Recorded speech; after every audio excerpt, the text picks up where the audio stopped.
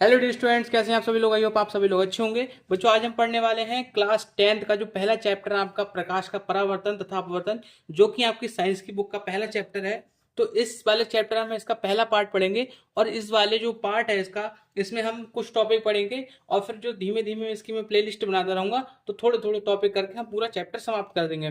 तो चलिए वीडियो को स्टार्ट करते हैं बिना देरी करे। तो आपके पहले चैप्टर का नाम है प्रकाश का परावर्तन तथा अपवर्तन। तो सबसे पहले क्या समझ लेते हैं कि प्रकाश क्या होता है। प्रकाश बच्चों एक प्रकार की एनर्जी होती है और प्रकाश का परावर्तन होता है और प्रकाश का अपवर्तन होता है। ठीक है, ये चीज आपको जाननी चाहिए कि प्रकाश एक प्रकार की ऊर्जा होती है और प्रकाश का परावर्तन होता है और उसका अपवर्तन होता है। ठीक है ना। इस चैप्टर से ही हमें मालूम पता चल गया कि प्रकाश का परावर्तन होता है तथा अपवर्तन होता है। तो चलिए जो टॉपिक है वो हम करते हैं। तो सबसे पहला हमारा क्वेश्चन है कि प्रकाश क्या होता है।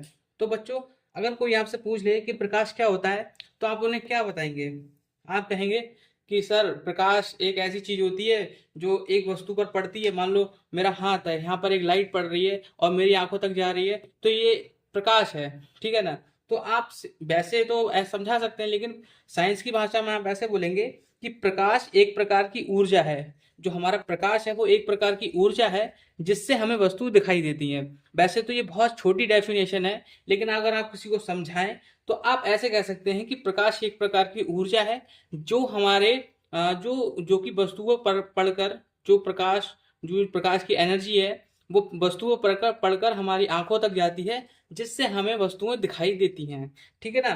तो अब पढ़ते हैं दूसरे टॉपिक की तरफ, जो कि है प्रकाश के गुण। बताइए, अगर कोई पूछ ले जो सूर्य की किरण है या आपके बल्ब की किरण है, उसके गुण बताओ, है ना, वो क्या क्या कर सकता है, क्या क्या नहीं कर सकता है। तो प्रकाश का गुण क्या होते हैं वो जानेंगे। गुण का मतलब समझते हैं ना, जो अच्छाई होती है बुराई होती है, वही हमारे गुण होते हैं। तो प्रकाश के गुण क्या है। तो सबसे पहला गुण आपको याद रखना है कि प्रकाश सरल रेखा में चलता है। ध्यान रखना, जो प्रकाश होता है, अगर मान लो ये सूर्य है, ठीक है ना, ये सूर्य है, ठीक है ना बच्चों। अगर ये प्रकाश ऐसे ना ऐसे ऐसे करके नहीं देगा, ये जमीन है, ये धरती है हमारी, ठीक है ना, ये धरती मान लेते हैं हम। यहाँ पर ये ऐसे ऐसे करके नहीं आएगा जिग जैग, ये बिल्कुल सीधा आएगा, बिल्कुल। ठीक है ना। ये चीज आपको ध्यान रखनी है, ये बिल्कुल सीधा आएगा। ठीक है। अब देखते हैं बच्चों दूसरा हम टॉपिक, मतलब दूसरा हमारे पर जो है उसका गुण है वो क्या है। देखिए, दूसरा गुण है प्रकाश स्वयं दिखाई नहीं देता, परंतु प्रकाश की सहायता से हमें वस्तुएं दिखाई देती हैं। देखिए, प्रकाश, देखो प्रकाश तो किसी ने नहीं देखा है ना।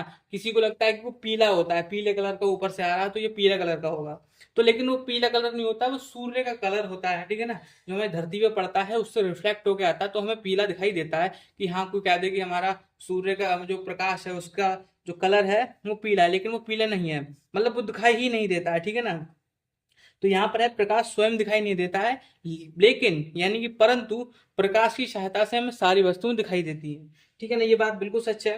प्रकाश खुद नहीं दिखाई देता, परंतु उसकी सहायता से हमें वस्तुएं दिखाई देती हैं। अब आ जाते हैं तीसरे टॉपिक पर। प्रकाश की चाल 3 × 10⁸ मीटर प्रति सेकंड होती है। ठीक है ना। जो हमारे प्रकाश की किरण आती है, पहले मैं आपको एक बात बता देता हूँ फिर आपको इसे याद रखना।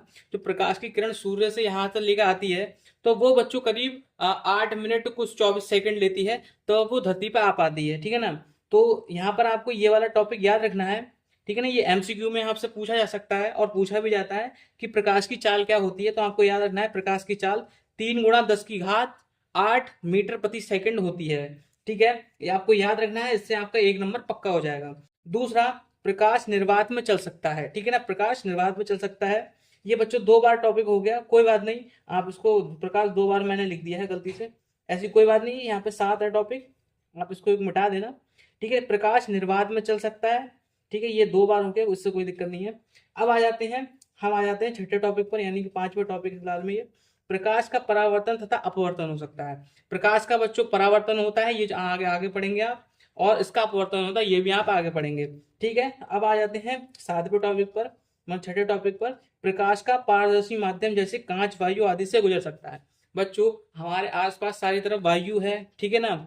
इसकी जो वायु होती है उसी से तो हमारे पास प्रकाश आ सकता है। अगर मान लो कहीं दीवार खड़ी है और दीवार की तरफ इस तरफ खड़े हैं, ये सूर्य है, इसकी किरण आ रही है, और ये आपकी दीवार और आप ये खड़े हैं, तो इसकी किरण यहाँ थोड़ी आ जाएगी। ठीक है ना। मान लेते हैं कि यहाँ से यहाँ तक आ सकती है, लेकिन इसकी जो किरण है यहाँ नहीं आ सकती, क्योंकि ये पारदर्शी माध्यम नहीं, क्योंकि ये दीवार है एक, ठीक है ना। और अगर ये कांच की होगी, ये कांच की होगी अगर, तो यहाँ पर आ सकती है, ठीक है ना। तो वही कहा गया है कि प्रकाश पारदर्शी माध्यम जैसे कांच, वायु आदि से गुजर सकता है। और यहाँ पर जो आखिरी है, आखिरी इसका गुण है वो क्या है, प्रकाश अपारदर्शी माध्यम से नहीं गुजर सकता। मैंने जैसे कि बताया अपारदर्शी माध्यम क्या क्या हो सकते हैं, एक दीवार हो सकती है, ठीक है ना, एक दीवार हो सकती है, आपके छाता है, छाता होता है बच्चों, छाता होता है ना, वो छाता जो होता है उससे भी धूप नहीं आती है। मतलब आप कुछ भी ले लो, फॉर एग्जाम्पल लकड़ी का एक टुकड़ा आप अपने आगे खड़े कर दो, तो ये सारे के सारे क्या है, यानी ठोस चीजें मान सकते हैं कि वो सारी की सारी अपारदर्शी होती हैं, जिससे प्रकाश नहीं जा सकता है। तो आई होप यहाँ तक आप ये वीडियो समझे होंगे, एक एक टॉपिक को आपने समझ लिया होगा। तो मिलते हैं बच्चों नेक्स्ट वीडियो में, नेक्स्ट पार्ट में इस चैप्टर के। तो चलते हैं बच्चों, तब तक के लिए जय हिंद जय भारत।